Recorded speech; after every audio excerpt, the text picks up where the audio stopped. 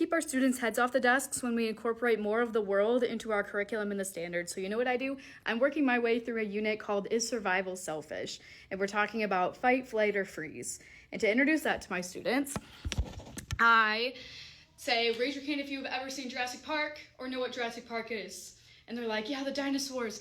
And I say, you know what happens in Jurassic Park when the dinosaurs are starting to attack?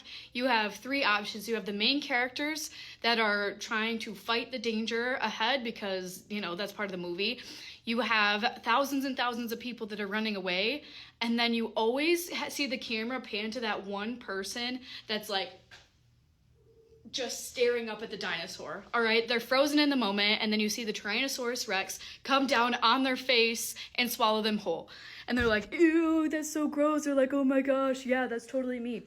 So that's all it took.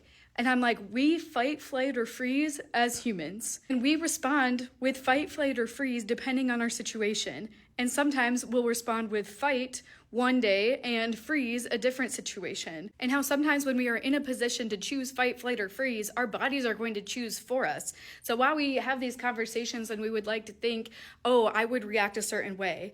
Oh, I would save others before I save myself. Sometimes there are situations where we wish we could save others, but we are putting ourselves and more people at risk. Our text gave the example of the Titanic, how the whole philosophy of women and children first, that once this gentleman got all of the women and children he could on the boat, he got on the boat, and he was ridiculed by society because he survived. Is survival selfish is one of those essential questions that we will never have the right answer to. But it does set up well in the beginning of the year for our students that we might have these really important conversations and not always come to a right answer because it's going to be very dependent on the person and the moment. We can practice our critical thinking skills and engage other students in the conversation. I know that if I would have started class by asking students, is survival selfish?